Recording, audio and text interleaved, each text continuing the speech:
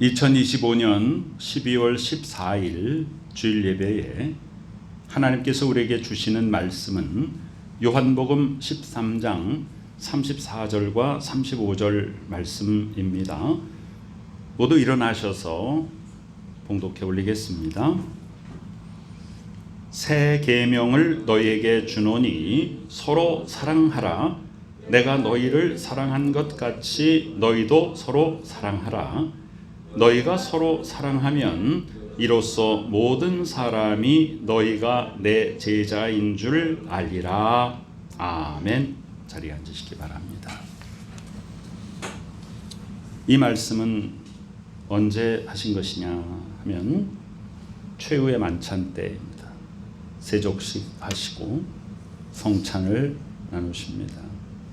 그리고 예수께서 말씀하실 때 이 자리에 누가 없었냐면 예수님을 파는 유다는 예수님을 팔러 나갔습니다. 그 자리에 제자들에게 예수께서 하신 당부의 말씀입니다. 새 계명이라는 이 계명은 구약 시대의 율법 전체를 의미합니다. 그러니까 이 새 계명은 구약 시대 율법 전체를 딱 한마디로 압축하면 바로 사랑하라다는 그 말씀을 하시는 것입니다. 서로 사랑하라. 그런데 예수께서 말씀하십니다. 내가 너희에게 사랑의 본을 보인 것처럼 그렇게 사랑하라 그랬습니다. 이 요한복음을 기록한 예수님의 제자 사도 요한은 요한 1서, 2서, 3서 그리고 요한계시록도 기록하죠. 요한 1서 3장 16절에는 뭐라고 써 있습니까? 그가 우리를 위하여 목숨을 버리셨으니 우리가 이로써 사랑을 알고, 우리 믿음은 알고 믿는 것 굉장히 중요한 것입니다. 알지 못하고 믿는 것은 맹목적인 것이 알고 믿는 것이에요. 우리는 여호와를 알자, 힘써 알자, 그리스도가 누구인지를 알고 그리스도가 왜 오셨는지를 알아야 됩니다. 예수님의 사랑이 무엇인지 그 본질과 그분이 행한 실천적인 그 열매들, 결과들, 행동들, 그걸 우리는 알아야 됩니다. 그 알아야 그것을 행하죠. 그 사랑을 알고 우리도 그와 같이 형제들을 위하여 목숨을 버리는 것이 마땅하다 그랬습니다. 얼마나 강력한 메시지입니까? 그런데 형제들을 위하여 목숨을 버린다는 것은 구체적으로 어떤 의미입니까? 예수님께서는 실제로 목숨을 버리셨어요. 나를 위해서. 그런데 우리가 이 땅에서 목숨이 하나인데 목숨을 어떻게 버리겠습니까? 그런데 그 다음에 설명이 나와요. 17절에 요한일서 3장 17절에 누가 이 세상의 재물을 가지고 그랬습니다. 여러분 재물 속에 뭐가 들어있다는 겁니까? 바로 목숨이 들어있다는 거예요. 의미상 여러분들 그 선한 노동 정직하고 성실하게 일한 그 대가로 우리가 물질을 얻게 됩니다. 우리의 노동의 소산입니다. 그 속에 나의 노력과 땀과 눈물과 피 들어 있습니다. 그러므로 우리가 방금 이제 하나님 앞에 헌금을 하였습니다. 헌금이라는 거니까 그 물질이죠. 네. 그 속에 뭐가 들어 있어요? 내 생명이 들어 있습니다. 그래서 물질만 바치는 것이 아니라 최초의 제사를 드린 가인과 아벨의 제사를 보면 가인과 그 제물은 하나님이 받지 않으셨습니다. 그러나 아벨과 그 제물은 받으셨거든요. 그러므로 그 제물 속에는 뭐가 들어있냐면 바치는 자의 생명이 들어있는 것이에요. 나의 목숨을 주님께 드립니다. 그 말이에요. 그리고 그것으로 이웃을 사랑하는 거예요. 그래서 사도 요한은 형제들을 위하여 목숨을 버리는 것이 마땅하니라라고 강력하게 선언하고 나서 구체적인 실천 상황을 우리에게 알려줍니다. 형제들을 위해서 어떻게 할 것인가? 내가 세상의 재물을 가지고 형제의 궁핍함을 보고도 도와줄 마음을 갖는다면 그건 하나님의 사랑이 그 속에 없는 것이다 그 말이에요. 그래서 사랑을 실천하는 데는 반드시 거기에 물질로 섬기는 거, 물질로 돕고 이것이 필수적으로 수반되어야 된다는 거예요. 왜냐하면 그 물질을 벌기 위해서 내가 피땀을 흘렸기 때문입니다. 그래서 그 안에 나의 목숨이 들어있는 것이에요. 자녀들아, 우리가 말과 혀로만 사랑하지 말고 행함과 진실함으로 하자. 말씀을 전하고 있는 이 설교자는 참으로 부끄러운 마음으로 하나님이 주신 말씀을 지금 전하고 있습니다. 제 자신도 지키지 못하는 것을 하나님께서 저로 하여금 여러분과 함께 나누도록 하십니다. 사랑은 감정이 아닙니다. 사랑은 의지적인 행동입니다. 정이 많은 것이 곧 진정한 사랑을 의미하지는 않습니다. 좀 관계는 있겠죠. 우리는 사랑의 대상이 누구입니까? 예수 그리스도께서 만민을 위하여 목숨을 내어 주셨습니다. 그런데 그 십자가 죽음의 효력은 누구에게 있습니까? 믿는 자에게 있습니다. 우리는 누구에게 사랑을 실천합니까? 예수께서 말씀하셨습니다. 너를 사랑하는 사람을 사랑하는 것은 누군들 못하냐? 죄인들도 그렇게 한다. 너를 괴롭게 하는, 너를 미워하고 박해하는 원수도 사랑하라. 이렇게 말씀하셨습니다. 그래서 우리의 사랑의 대상에는요, 구분도 없고 제한도 없습니다. 하나님께서는 이 세상을 어떻게 지으셨어요? 우리를 직접 손으로 빚어서 하나님의 형상을 만드시고 코에 생기를 불어넣어 살아있는 영으로 창조하셨습니다. 그리고 우리가 흔히 말하는 에덴 동산에서 살게 하셨죠. 거기가 어디입니까? 바로 정원입니다. 우리말로는 이제 에덴 동산이라고 하지만 영어로 표현하면 Garden of Eden이라고 해요. 가든이니까 정원이죠. 정원은 어떤 곳입니까? 조용하고 평화로운 곳입니다. 싸움과 전쟁이 없는 곳입니다. 그런데 인간에게 죄가 들어옴으로 말미암아 우리는 죄악 속에 살게 되었고 그 정원에서 쫓겨나서 세상으로 나가서 세상이 무엇으로 만들어졌어요? 정글로 약육강식 싸우고 투쟁하고 그래서 강한 자가 살아남고 약한 자는 도태되는 그래서 투쟁의 정글을 만들어 버렸어요. 지금 우리는 투쟁의 정글 속에 살고 있는 것입니다. 우리에게 정말로 필요한 것이 무엇이냐면 사랑의 실천입니다. 구약시대의 왕정시대 때 북왕국 이스라엘이 주전 722년에 아수르에게 멸망했습니다. 가장 큰 원인은 우상숭배입니다. 남왕국 유다도 북왕국 이스라엘이 멸망하는 모습을 보고 즉시 돌이키고 깨닫고 회개했어야 되는데 그렇지 못했습니다. 그래서 586년에 바벨론에게 멸망했습니다. 그때 하나님께서 많은 선지자들을 통해서 계속해서 말씀하십니다. 너희들이 왜 바벨론으로 끌려가는 줄 아느냐? 왜 그렇게 믿었던 그 성전 건물과 거기 있던 모든 성스러운 물건들이 다 파괴되고 불탔는지 아느냐? 그것은 사랑을 말로만 하고 실천하지 않았기 때문입니다. 북왕국과 남왕국은 좀 많이 달랐어요. 북왕국은 시작부터 우상숭배의 나라였고 남왕국은 그래도 다윗의 유전을 지키면서 그래도 오직 예루살렘 성전에서의 제사를 끝까지 지켜왔습니다. 자, 형식은 잘 지켰습니다. 종교적인 그런 양식들, 형식들, 규례들 그걸 잘 지켰습니다. 제사도 잘 드렸습니다. 제물도 잘 바쳤습니다. 모든 삶의 종교적인 규례를 잘 따라 했습니다. 그런데 하나님께서 말씀하십니다. 그거 다 집어치워라. 소와 양과 염소의 기름과 피에 내가 취했다. 그만두어라. 비파와 수금 찬 그런 노랫소리도 다 집어치워라. 왜? 사랑을 실천하지 못하면서 하나님의 말씀대로 살지 못하면서 종교적인 예식을 계속 반복하면서 나는 상당히 종교적인 사람이다라고 착각하는 것을 하나님은 더 이상 두고 보실 수가 없었습니다.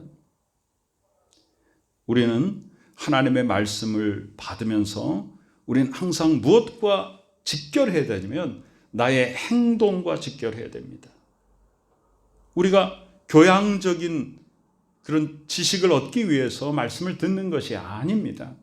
그냥 내가 말씀 너무 좋습니다. 은혜 받았습니다. 은혜 받았다는 게 뭐예요? 우리는 흔히 내가 굉장히 지적으로 상쾌하다. 내가 기분이 되게 좋구나. 어디서 듣지 못했던 아주 명료한 그런 메시지를 들었구나. 와, 말씀 좋네요. 그래서 어쩌다는 것입니까? 그러면 내가 어떤 행동을 하고 있는 것인가를 하나님의 선포된 말씀에 비춰보아야 되잖아요. 비춰보아서 내 삶이 정말로 하나님의 말씀대로 살고 있는지에 대한 점검을 해야 합니다. 설교자는 회중에게 강력한 메시지를 선포합니다. 사도행전 2장에서 베드로가 거기 모인 군중들에게 뭐라고 말하냐면 하나님의 아들 이 예수를 너희들이 죽였다. 어찌할 거냐? 그러니까 이 군중들이 어찌해야 좋습니까? 어찌하여야 우리가 구원을 받겠습니까? 구세주를 죽인 우리의 죄를 어쩌면 좋습니까? 모두 회개하고 침례를 받으라. 3,000명이 그 자리에서 회개합니다. 똑같은 설교를 스데반 집사가 똑같은 내용의 설교를 합니다. 그 예수를 너희들이 죽였다. 어찌할 것이냐 하니까 그 설교를 듣는 회중들이 이번에는 설교자를 향하여 이를 갈고 돌을 들어 쳐서 죽여버립니다. 말씀의 능력이 바로 그런 것입니다. 그래서 우리는 말씀을 받으면 두 가지 행동이 나와야 돼요. 말씀을 듣고 회개하든지 아니면 말씀을 듣고 말씀 전하는 자에게 돌을 던지든지. 그렇지 않고 밋밋하다면 그것은 말씀 선포가 아닙니다. 저는 지난 한 주간 동안 상당히 고뇌하면서 이 사랑이라는 주제에 대해서 깊이 묵상하게 되었습니다. 예수께서 말씀하십니다. 내 마음을 다하고 목숨을 다하고 뜻을 다하여 주 너희 하나님을 사랑하라고 율법에 말씀하셨잖냐. 이것이 크고 첫째 되는 계명이다. 둘째는 이와 같으니 우리가 하나님을 사랑하는 것처럼 내 이웃을 누구처럼 사랑하냐 하면 내 자신과 같이 사랑하라 그랬습니다. 여기서 말하는 내 자신과 같이라는 것을 우리는 좀 깊이 생각해 봐야 됩니다. 그리스도 예수 안에 있는 사람이 생각하는 내 자신과 그리스도를 영접하지 않은 믿음 밖에 있는 사람이 생각하는 내 자신은 굉장히 큰 차이가 있습니다. 그리스도 예수 밖에 있는 사람들이 생각하는 자신은 말 그대로 내 자신을 믿는 것이고 내 자신을 위하는 것입니다. 그래서 그것은 매우 이기적인 것이죠.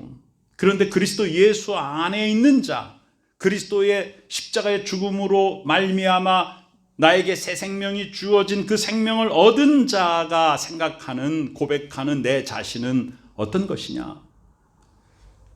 아버지는 농부요, 예수 그리스도는 포도나무다. 너희들은 포도나무 가지다 그랬어요. 포도 열매가 어디서 열립니까? 땅에서 그냥 막 나오지 않습니다. 포도나무 큰 나무 그 줄기에서 나오지 않습니다. 항상 새로 뻗은 가지의 끝에서 포도나무가 열립니다. 제가 도시 생활만 하던 사람입니다만은 저는 저희 외할아버님께서 그 안양에 옛날에 포도원이 많았습니다. 그래서 그 포도원이 있는 집으로 이사를 가셔서 거기서 제가 그 모습을 참 매년 지켜보았습니다. 그래서 그 기억을 가지고 있어요. 제가 직접 포도 열매가 어디서 열리는가를 눈으로 확인하였습니다. 그러고 나서 성경을 보니까 아버지는 농부요 나는 포도나무고 너희는 가지라 그래서 큰 깨달음이 왔습니다. 내가 이렇게 중요한 존재로구나. 내가 얼마나 중요한 존재냐 하면 아버지가 농부시고 예수께서 포도나무 줄기라고 해도 가지인 내가 없으면 열매를 맺힐 수 없다. 하나님께서 나를 통해서 열매 맺게 하시는 거예요. 내가 그렇게 중요한 존재입니다. 한 사람이 구원을 받으면 천군 천사들이 잔치를 벌이는 거예요. 한 영혼, 내가 구원받은 것 때문에 천군 천사들이 모여서 잔치를 벌이는 거예요. 그만큼 내가 중요한 것이다. 어떤 찬양 사역자는 이렇게 고백합니다. 이 지구상에 나 한 사람만 살고 있었을지라도 예수 그리스도께서는 기꺼이 나 한 사람을 위해서 십자가를 지러 이 땅에 오셨을 것이다. 우린 그것을 믿는 것이에요. 우린 자꾸만 그 우리라고 하는 그 복수형의 나를 갖다가 묻어서 희석시키려고 하는 경향이 있습니다. 예수 그리스도께서 누구를 위하여 이 땅에 오셨습니까? 우리를 위하여서 맞는 말이지만 우리라고 할 때 내가 살짝 빠져있고 그냥 우리가 아니에요. 그래서 우리는 우리라는 말보다 나라는 말을 사용해야 돼요. 예수 그리스도께서 왜 오셨습니까? 나를 위하여 오셨습니다. 예수 그리스도께서 누구를 위하여 목숨을 내어주셨습니까? 나를 위하여 내어주셨습니다. 그래서 내가 새 생명을 얻게 되었습니다. 그러면 우리는 어떻게 살아야 될 것인가? 마태복음 7장에 보면요, 강력한 메시지가 있는데 여기에 7장 21절에 보니까 천국에 들어가는 자는 어떤 자인가?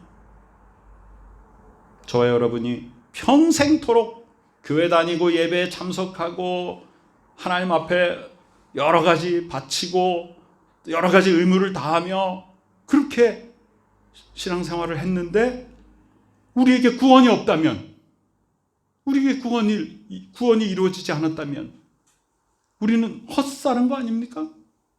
사도 바울이 뭐라고 고백하냐? 아주 현실적으로 고백합니다. 만약에 천국이 없다면 우리가 이 세상에서 가장 불쌍한 자이리라 이렇게 말합니다. 우리가 구원받지 못했다면 이 세상에서 정말 주님을 위하여서 우리가 애쓰고 힘쓰고 섬겼던 것이 무슨 소용이 있단 말입니까?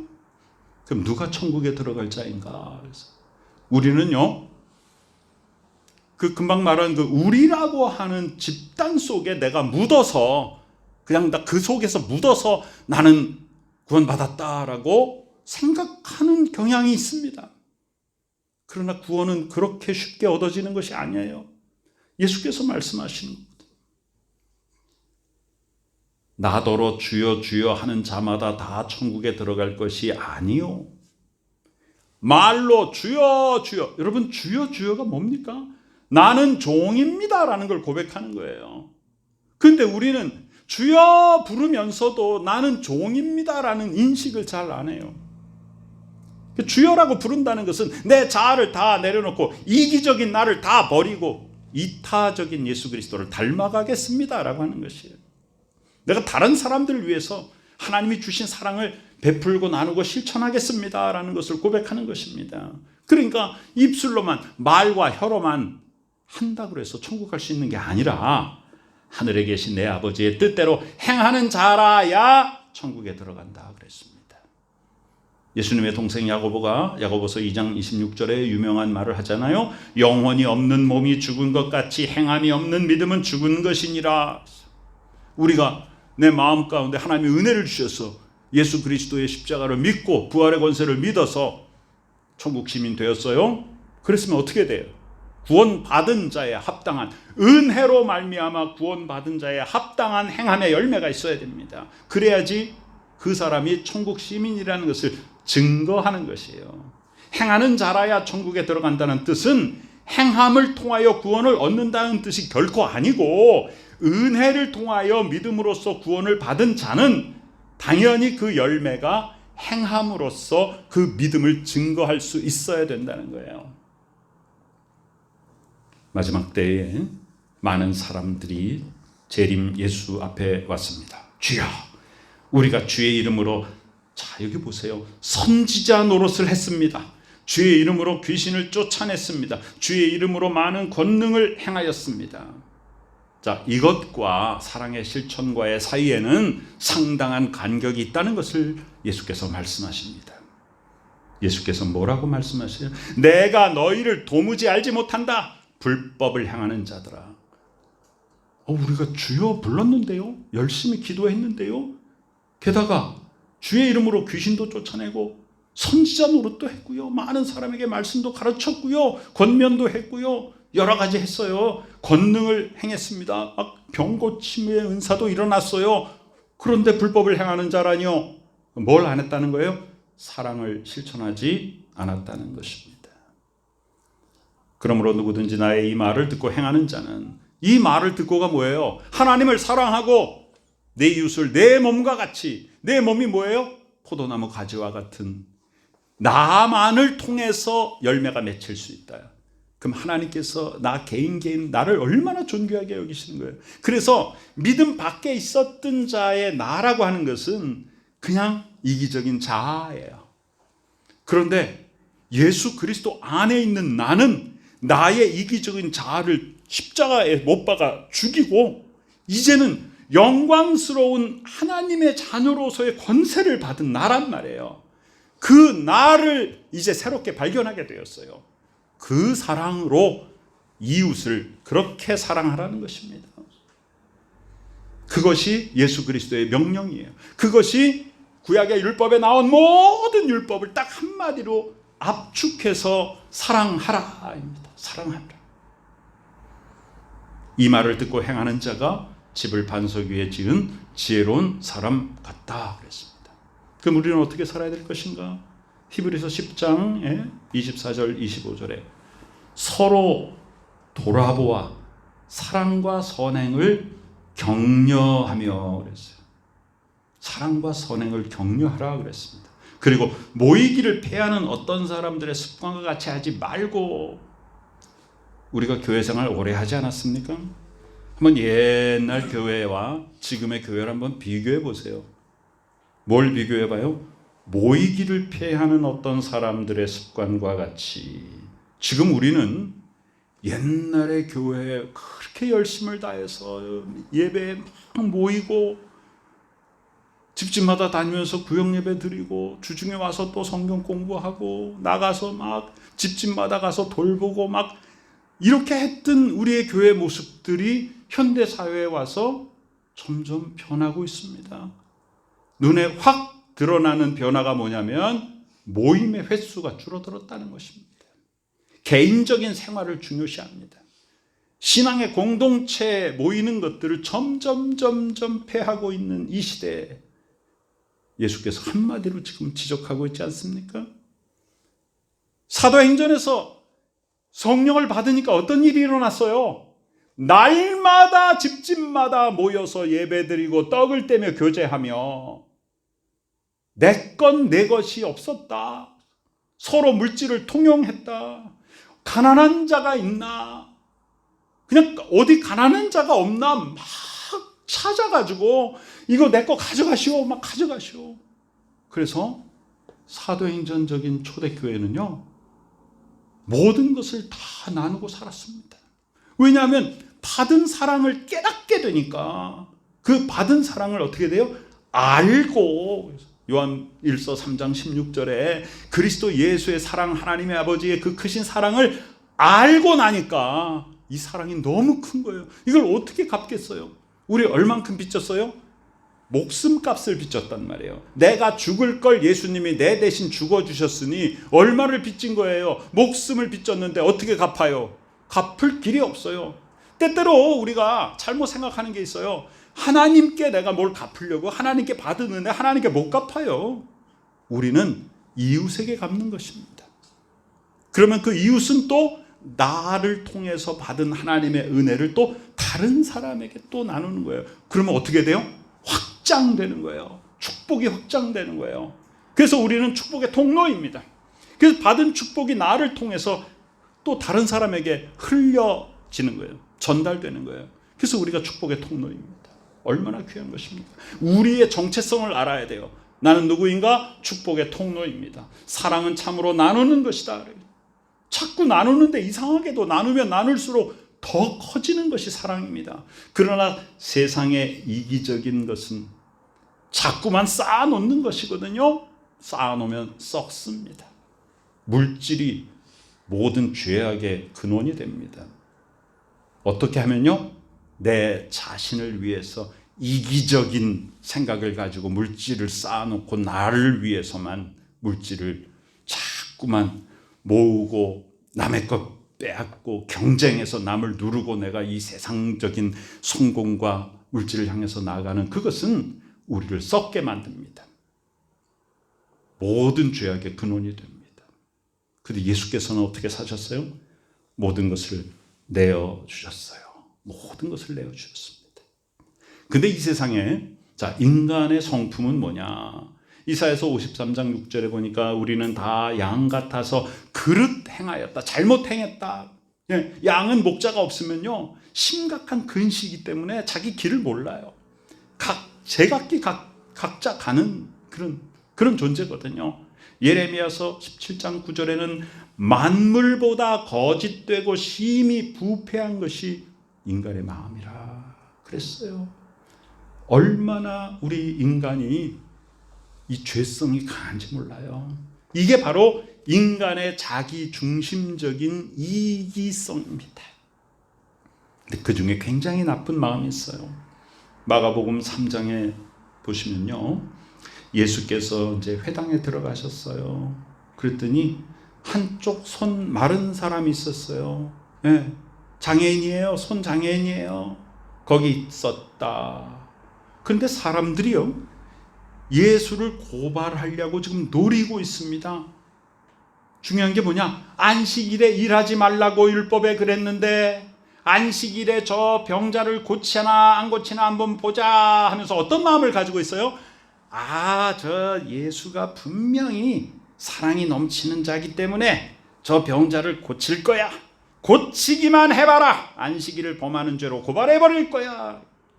얼마나 나쁜, 정말로 악한 인간의 마음이.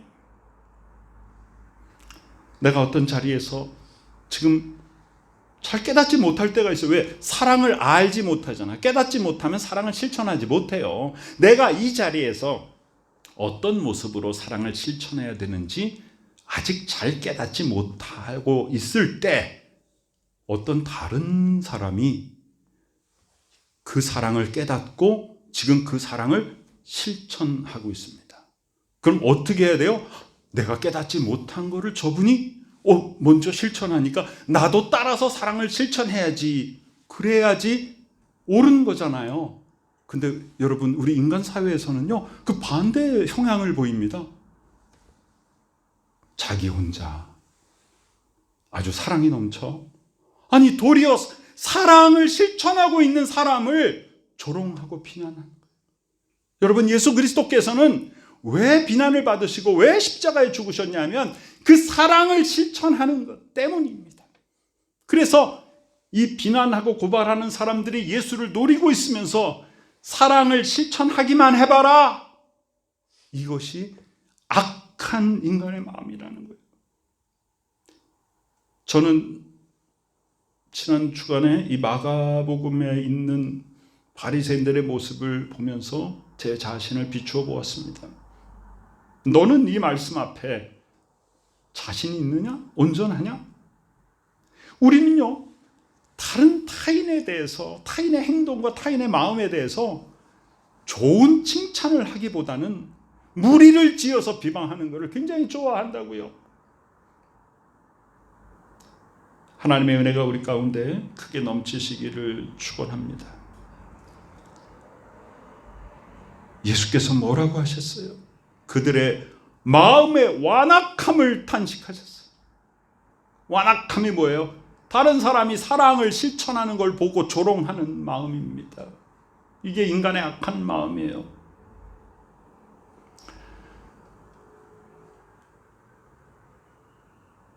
마태복음 5장 16절에 이같이 너희 빛이 사람 앞에 비치게 하여 그들로 너희 착한 행실을 보고 하늘에 계신 너희 아버지께 영광을 돌리게 하라.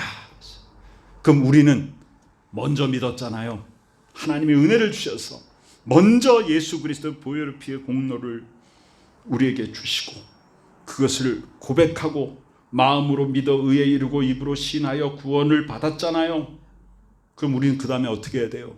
구원이 나에게서 머물면 안 되잖아요. 나만 천국에 쏙 들어가 버리면 안 되잖아요. 그 천국을 전해야 되잖아요. 뭘로 전하는 거예요? 물론 복음 메시지를 말로도 전해야죠, 당연히. 그러나 말과 혀로만 아니라 그랬으니 말과 혀도 당연히 중요한 것이죠.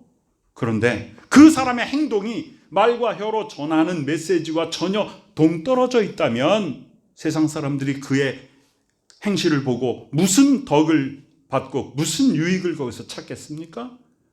그래서 예수께서 뭐라고 말씀하시냐면 바리새인들을 빗대어서 제자들에게 얘들아, 저 바리새인들이 하는 말은 듣되 그 행하는 행동은 본받지 말라 그랬어요.